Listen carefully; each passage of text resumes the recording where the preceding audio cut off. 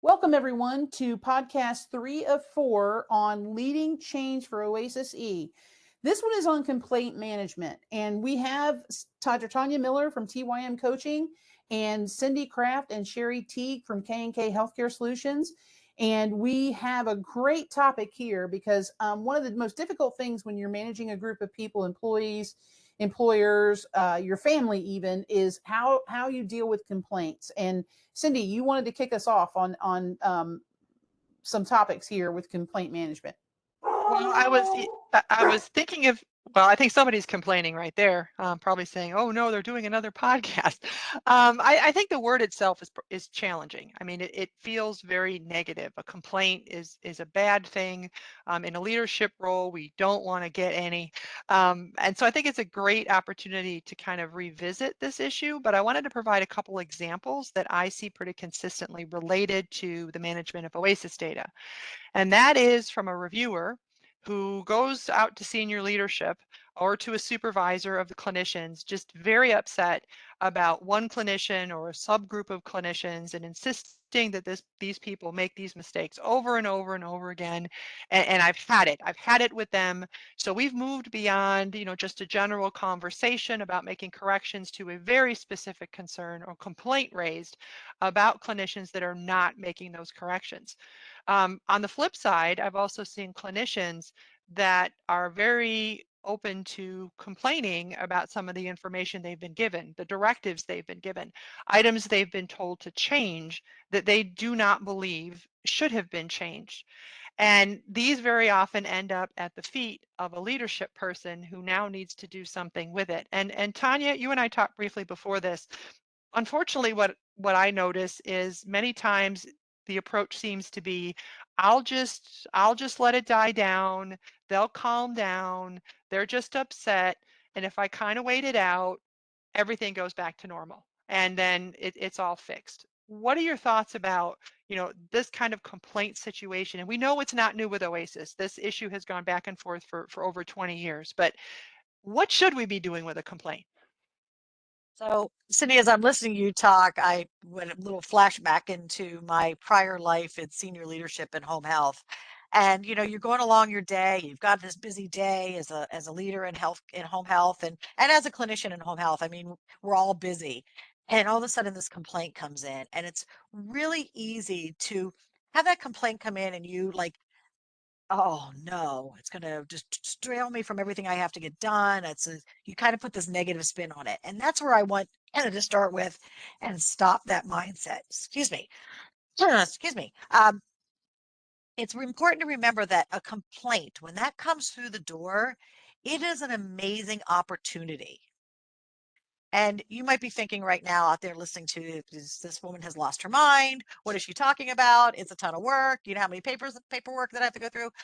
But what a complaint is the complaint is the difference between what someone's expectations are and what we're doing to meet those expectations. So when you get a complaint, someone is telling you, hey, listen, my expectations aren't being met here. But that person who's telling you that is still incredibly engaged in making it right because they took the time to tell you.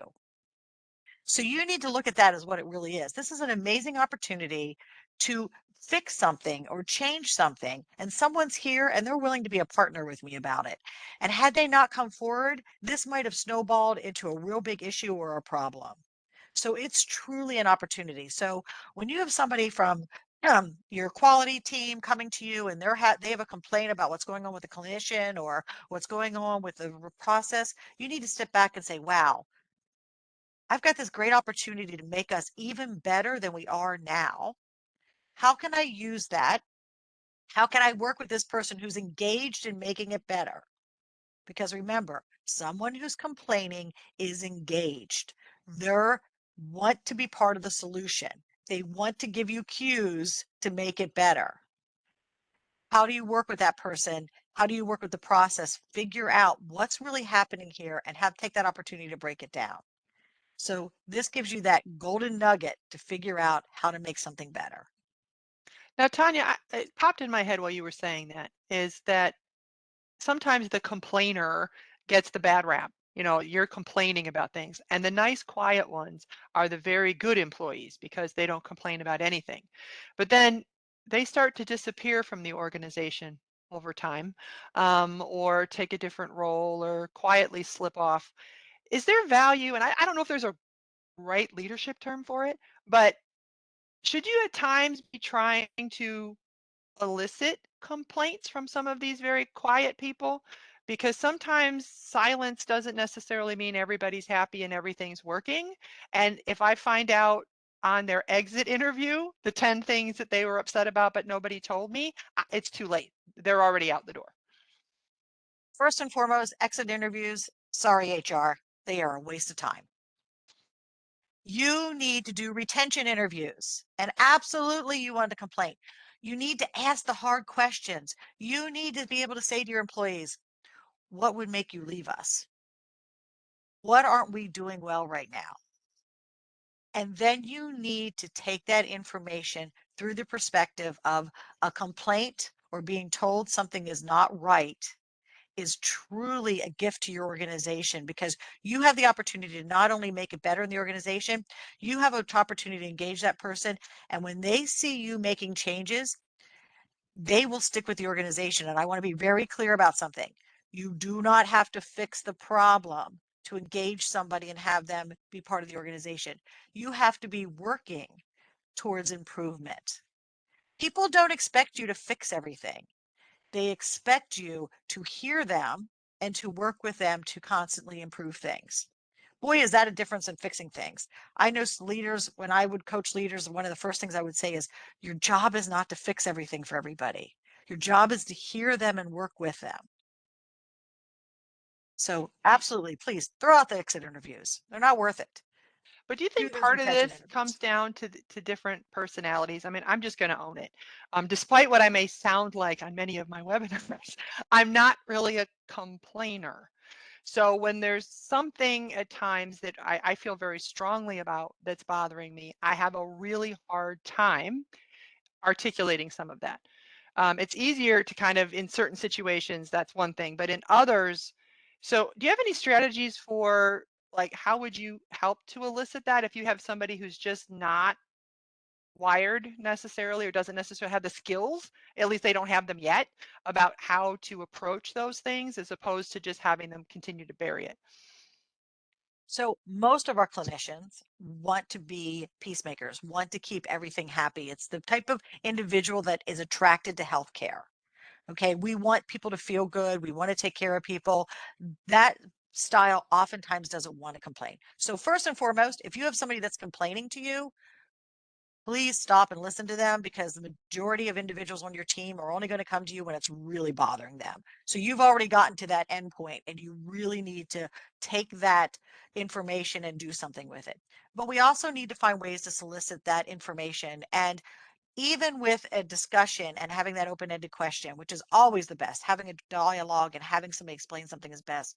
But using things like polling, text questions where things are anonymous to get the vibe of people, you want to know what's happening out there. So, I always have to laugh when they, saying working towards zero complaints.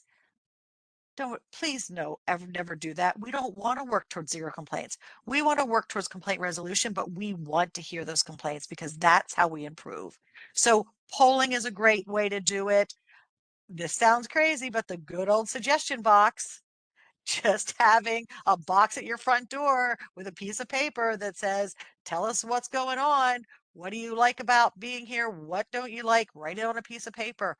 Boy, that can be powerful. You reminded me, Tanya, my early days, back in ye old days, my first supervisory role. It was a rehab supervisor, and I did try the complaint box, the suggestion box. And what struck me was they weren't hardly were they ever something huge, like something that was going to require a major organizational overhaul. They were things where you'd read it and go, well, that's not difficult. I if I do that and people are happier being here, um wow. I think people are afraid of that suggestion or complaint box. even electronic version, out of fear that they're going to get these, oh my gosh, the house is on fire kind of issues, when I found more often than not, they were pretty minor, but they were important to these people. And I could fix that and boost engagement without everything feeling like, oh my gosh, if I open that door, what am I going to get hit with? Absolutely. And you really make a great point about those small changes. One of the things I used to tell my team as a leader is we're changing and evolving things, and we're about to go into OASIS. So you're about to make changes. Sometimes we break things that were working, or we think because of where we sit in the organization that something isn't needed and we get rid of it. And it was actually something that people so relied upon and made their life easier, and you didn't realize it. So I always had an open door policy about, did I break it? If I made a change and I broke something, please come tell me, because I didn't know that I broke it. And I can't fix it or put it back in place if you didn't tell me. But it starts from leaders being willing and able to see a complaint or discussion about what's not going right as what it truly is. And that truly is an opportunity, not as something negative. But we tend to see it as negative or more work for ourselves, or we take it personally. And 90% of the time, a complaint is not about an individual. It's about a process, it's about a perceived interaction, but it's not necessarily about you and or people. So always think about that. What processes do we break? What things did we change that we shouldn't have changed? Um, and as you said, Cindy, they're usually something so simple that you didn't even realize that you took away or that you changed. And I wanted to kind of interject here. There was a book that I read when I very first got into leadership positions. Probably the first book I ever read was the Seven Healthy Habits of Highly Effective People by Stephen Covey. And one of the first lessons that he teaches in that book is about understanding where that other person is coming from, asking the why. Why is this person complaining? Are there other things going on outside of that particular complaint, especially if it feels like something that seems minor? That you have to understand where they're coming from during that complaining process and why they got to that point. And remember, as leaders, your staff, your folks have many things going on in their lives besides what's happening at work, and that can bleed into. But Tanya, can you elaborate on that a little bit? So, Sherry, you just set me up for like a 3 hour lecture on all of this. And it's my favorite topic, so I can go on forever about it. What you just talked about in that statement was empathy and seeing something from somebody's shoes, living in their shoes and walking in their path. So, taking that time and actively listening. And this is so hard. When something comes through and you want to fix it right away, the first thing we want to do is we want to jump to a bunch of questions, and we want to start defending our situation or telling them what we're going to do to correct it. And the thing that you should absolutely do when a complaint comes in is shut up and listen. Let them describe to you what is going on, and then say back to them what you think you heard from them. That's that active listening, making sure you truly understand their perspective and where they're coming from. So don't jump in to fix it. Don't start to ask a lot of detailed questions just to get the specifics. Just listen. Thank you, Dr. Tanya Miller. That is the most simple advice. It's kind of like, I'm sick of getting wet, then stay out of the rain. It is some of those things that you listen to, and the exact statement that Dr. Covey said was seek first to understand, empathy, right? Seek first to understand why that person's coming to you. Thank you so much for another great podcast. And this is number 3 of 4, guys, in our leadership change or leading change for OASIS E, trying to get everyone in the right mindset as we get towards the finish line of starting a brand new OASIS E in home health. Our next topic, number 4 of 4, is on positive culture. I know some of us that's our favorite topic, and others it's a little bit not. And that's okay.